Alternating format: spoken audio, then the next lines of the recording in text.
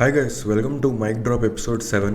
So thumbnail చూసే ఉంటారు. ఇది కొత్త టాపిక్ ఏం కాదు, ఎప్పటి నుంచో మాట్లాడదాం అనుకున్న టాపిక్కే, చాలా మంది మాట్లాడేసిన టాపిక్కే, అరిగిపోయిన టాపిక్కే చెప్పాలంటే. సో మనం ఈరోజు మాట్లాడబోయే topic fan culture. Fan culture అంటే మామూలుగా మీరు మీనింగ్ చూస్తే అది ఏం లేదు. దేనికైనా ఫ్యాన్స్ ఉండడం, ఏదైనా పర్సన్ని కానీ, కంపెనీని కానీ, బ్రాండ్ని కానీ ఫాలో అవడం, దాన్ని సపోర్ట్ చేయడం, సెలబ్రేట్ చేయడం, ఇది ఫ్యాన్ కల్చర్. బట్ మన దగ్గర జరిగేది, మన ఇండియాలో జరిగేది ఫ్యాన్ కల్చర్ కాదు, బానిసత్వం, స్లేవరీ జరుగుతుంది, ఫ్యాన్ స్లేవరీ. బట్ ఎందుకు ఇప్పుడు మాట్లాడుతున్నారా అంటే రీసెంట్ గా 2 వీడియోలు చూసాను. ఒకటి ఇది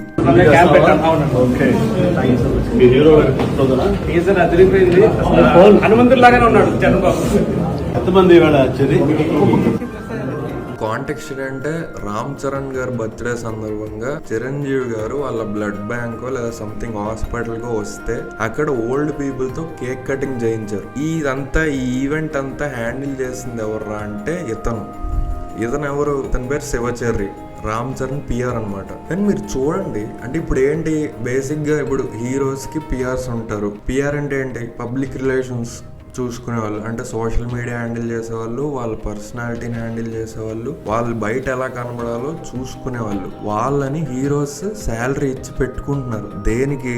వాళ్ళ అపియరెన్స్ ని, వాళ్ళ క్యారెక్టర్ ని, బయట వాళ్ళ స్టేటస్ ని ఈ విధంగా ఒక పర్టికులర్ విధంగా చూపించడానికి వాళ్ళని పెట్టుకుని ఎంప్లాయీస్. వాళ్ళు అంటే లిటరల్ గా శాలరీకి పనిచేసే ఎంప్లాయీస్. మీరు మీ బాస్ ఎప్పుడైనా ఆఫీస్కి వస్తే, బాస్ ఇప్పుడు ఇక్కడ బయట ప్రైవేట్ కాబట్టి వీటికి బాస్ అనే పేర్లు వస్తాయి. మీ మేనేజరో లేదా పైన వైస్ ప్రెసిడెంటో సంథింగ్ ఒక హైయర్ లెవెల్ అనుకోండి, ఆఫీస్కి వస్తే మీరు ఇలా వంగొంగి దండాలు పెడతారా? మీది ఆ బాస్ది రిలేషన్ ఎలా ఉంటుంది?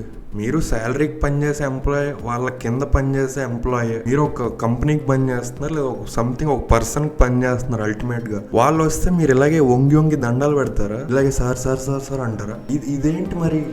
ఇదేం కల్చర్? ఇది ఫ్యాన్ కల్చర్ కాదే, ఇది బానిసత్వం అంటారు దీన్ని. 2026 లో ఉన్నాం. 2026 బ్రో. ఒక పక్క ప్రపంచం ఎంత డెవలప్ అయిపోయిందంటే, ఒక కంట్రీ ఇంకో కంట్రీ వార్లు చేసుకుంటున్నాయి, మిసైల్ వేసుకుంటున్నాయి. యుఎస్ వాడు ఇరాన్ మీద మిసైల్ వేసినా, లేదా ఇరాన్ వాడు యుఎస్ మీద మిసైల్ వేసినా, వాళ్ళ ఇంట్లో వాళ్ళు కూర్చొని దాన్ని డిఫ్లెక్ట్ చేస్తున్నారు ఆ మిసైల్. ఇంకో పక్క రష్యా, చైనా, జపాన్ ఇవి చూస్తే వాళ్ళు టెక్నాలజీలో ఎక్కడో ఉన్నారు. అక్కడ రోబోట్లు వచ్చేసి ఆల్రెడీ పనులు చేసేస్తున్నాయి. ఏంట్రా ఇడు మళ్ళీ అదే బోరింగ్ సోది స్టార్ట్ చేయడం అనుకోకండి. ఒకసారి ఆలోచించండి, 2026 బయట ఏం జరుగుతుంది? ఒకసారి ఇండియా బయట మనం ఏం చేస్తున్నాం? ఇంకా మనకి పాకిస్తాన్కి ఎప్పుడో జరిగిన గొడవల మీద మూవీస్ తీసుకుంటూ వాటిని సెలబ్రేట్ చేసుకుంటూ ఒక పక్క, ఇంకో పక్క ఒక యాక్టర్ కి బానిసత్వం చేస్తున్నాం మనం 2026 లో. నాకు ఇది చూడగానే ఫస్ట్ ఆఫ్ ఆల్ ఒక్కసారిగా అంటే జాలేస్తుంది అనమాట ఆ భయ్యా మీద. ఒక్కసారిగా నాకు కళ్ళలో నీళ్ళు తిరిగాయి. అంటే ఏం చేస్తున్నాం రా మనం? ఇదా మన బతుకు? 2026 లో ఇండియాలో,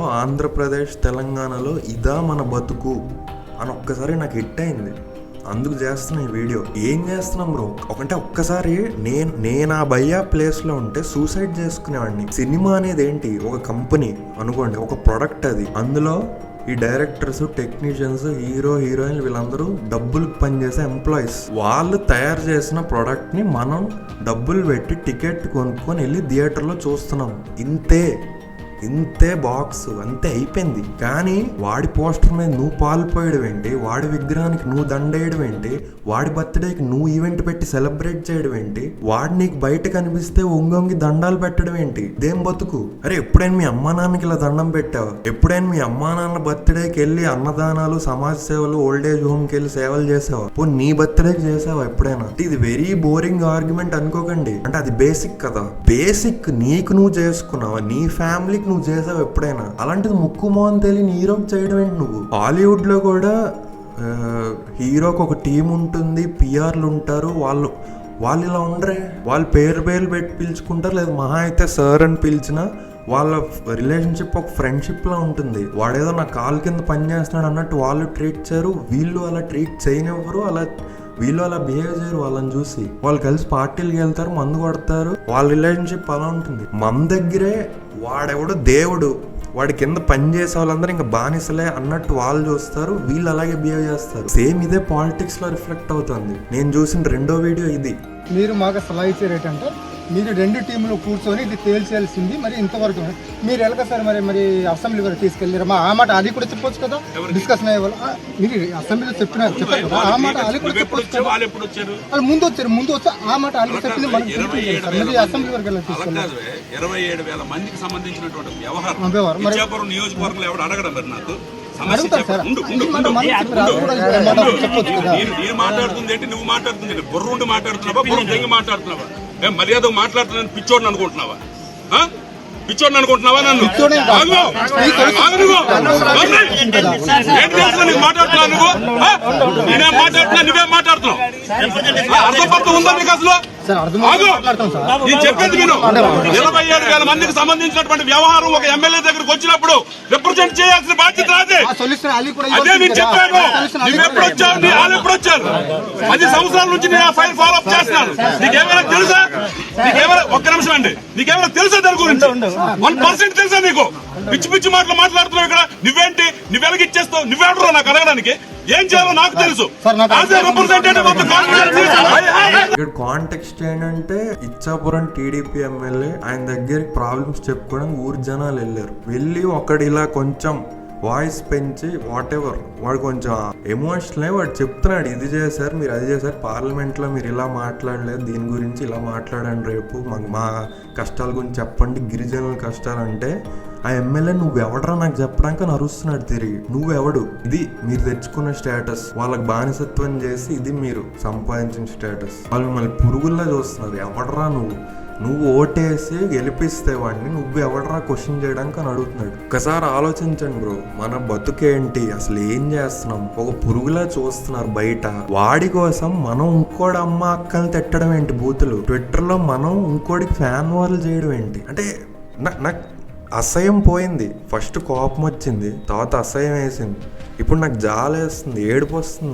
నాకు వేరే వాళ్ళ మీద జాలేస్తుంది, నా మీద నాకు జాలేస్తుంది, ఏడుపు వస్తుంది. మీరే ఆలోచించండి బ్రో, 2026లో ఎవడైనా ఒక జాబ్ చేసో ఒక బిజినెస్ పెట్టో డబ్బులు సంపాదించి వాడు హ్యాపీగా బతికే స్టేజ్ లో ఉన్నాం ఇండియన్స్ అట్లీస్ట్. మనకు ఆ పవర్ ప్రస్తుతం ఆ పవర్ పెరిగింది, ఆ కన్జ్యూమరిజం పెరిగింది, ఒకడు వాడి సొంత కాళ్ళ మీద బతికే కెపాసిటీ పెరిగింది. 2026లో మనం ఇలా ఉంటే మనం ఏం చేస్తున్నాం అంటే మీకైనా అనిపించాలి. ఇప్పుడు నేనున్నా బ్రో, నేను ఒక హీరో కోసం ఇలా డబ్బులు పెట్టి సెలబ్రేషన్స్ చేస్తున్నా, క్రాకర్స్ కాలుస్తున్నా, వాడి పోస్టర్ మీద పాలు పోస్తున్నా, వాడి బర్త్డేకి నేను కేకులు కట్ చేసి నేను అందరికీ స్వీట్లు పంచి నేను స్టేజ్ల మీద ఈవెంట్ చేస్తున్నా. వాడు చూస్తే నేను ఉన్నానని కూడా తెలియదు వాడికి. నేను బయటకు అనిపిస్తే దేకడు. మహా అయితే నేను కాంటాక్ట్స్ పెంచుకొని ఇలా వెళ్తే వాడు నాకు లాస్ట్కి ఫోటో ఇస్తాడు మహా అయితే. అంటే అప్పుడు అనిపిస్తుంది నాకు, నేనేం చేస్తున్నా, ఇదేంటిది, వాడి కోసం నేను చేయడం ఏంటి, ఇవన్నీ ఇదేం బతుకు అని మీకు అనిపించదు ఎవరు? ఒకసారి బయట నుంచి చూడండి, ఒకసారి ఆలోచించండి. మీరు ఆ ప్లేస్లో మిమ్మల్ని పెట్టుకొని ఒకసారి ఆలోచించండి. అలా అనిపించదు ఎప్పుడు? ఇష్టంగా చేస్తున్నారా మీరు? వాడి ఇష్టమైతే వాడి సినిమా ఫస్ట్ డే వెళ్ళి చూడండి, పోనీ డబ్బులు ఎక్కువ పెట్టి చూడండి, 1000 రూపాయలు టికెట్ కొని చూడండి. అంతేగాని వాడి కోసం మీ లైఫ్ స్పాయిల్ చేయడం ఏంటి? మనకి నేనింతేలో ఒక డైలాగ్ పెట్టారు, విజనరీ పూరి. ఇంకొక పూరి సినిమాలో ఇంకొక డైలాగ్ ఉంది, వీళ్ళని చూస్తే నాకు ఆ డైలాగ్ గుర్తొస్తుంది. నిజంగా నేనైతే చచ్చిపోతా బ్రో. ఎందుకు పనికిరావు ఈ బతుకులు, వేస్ట్, ఎవరికి ఉపయోగం లేదు, సొసైటీకి ఉపయోగం లేదు, మీకు అట్లీస్ట్ మీ ఫ్యామిలీకి కూడా ఉపయోగం లేదు. చచ్చిపోవడమే వేస్ట్ ఈ బతుకులు. ఇది very old argument, very old సొల్లిది. అది నాకు చెప్పడానికి నాకే చిరాగ్గా ఉంది, వింటున్న మీకు కూడా చిరాగ్గా ఉంటుంది. ఏంట్రా ఇదే సోదని. ఎవడు మారడు, ఎవడు ఎక్కించుకోడు, ఇది వాడికి ఇది చిరాగ్గానే ఉంటుంది ఈ సోది. ఇంకా ఐరనీ ఏంటంటే నేను ఎవరి గురించి అయితే మాట్లాడుతున్నానో వాడి వీడియో చూసినా తిరిగి నన్ను తిడతాడు తప్ప వాడికి రియలైజ్ అవ్వడు వాడు ఇలా బతుకుతున్నాడని. So it's a waste of effort, energy, time, అన్నీ వేస్ట్. ఇంకా గురించి మాట్లాడే వేస్ట్. బట్ ఎందుకో మళ్ళీ హిట్ అయిందనమాట. చిన్నప్పటి నుంచి చూస్తున్నా, మాట్లాడాలనిపించింది. ఇప్పుడు ఏదో ఆ వీడియోలు చూసి నాకు ఇది కరెక్ట్ సిచ్యువేషన్ అనిపించి మాట్లాడుతున్నా. అంటే ఇది ఒక ఆవేదనలో అనుకోండి. మన బతుకుల మీద నాకే అసహ్యం వేసి జాలేసి మాట్లాడుతున్నాను అనమాట. దీని తర్వాత ఇంకా హోప్లెస్ ఇంకేం ఉండదు. ఎవడు మాట్లాడు, నేను మాట్లాడను. నాకేదో చెప్పాలనిపించి చెప్తున్నాను. మీరు కూడా కనెక్ట్ అయితే ఈ వీడియోని లైక్ చేయండి, మీ ఫ్రెండ్స్కి షేర్ చేయండి. ఆ బానిసలు ఎవరైనా మీ ఫ్రెండ్స్లో ఉంటే వాళ్ళకి కూడా షేర్ చేయండి. ఒకసారి ఎక్స్ప్లెయిన్ చేయడానికి ట్రై చేయండి. వాళ్ళు రియలైజ్ అయితే ఓకే హ్యాపీ, లేదు వాళ్ళు ఇంతే, మేము ఇంతే బతుకుతాం, మాకు ఇదే నచ్చుతుంది అంటే కానివ్వండి, బతకండి. బానిసలు ఎన్నాళ్ళు ఉంటే అన్నాళ్ళు ఆ సినిమా ఇండస్ట్రీ వీళ్ళ మీద బతుకుతుంది. మీ వంతు మీరు ట్రై చేయండి. ఎవడైనా మీ ఫ్రెండ్ సర్కిల్లో కానీ ఎవడైనా ఇలా ఉంటే ఒకసారి చెప్పి చూడండి, ఏం ట్రై బతుకని చెప్పి ఒకసారి ఎక్స్ప్లెయిన్ చేయడానికి ట్రై చేయండి. వాడికి అర్థం కాకపోతే లైట్, మన పని మనం చూసుకుందాం. సో అది వీడియో అయితే అది. మళ్ళీ నెక్స్ట్ ఎపిసోడ్లో కలుద్దాం. అంతవరకు ఎంజాయ్ చేయండి. ఉంటాం మరి, బాయ్.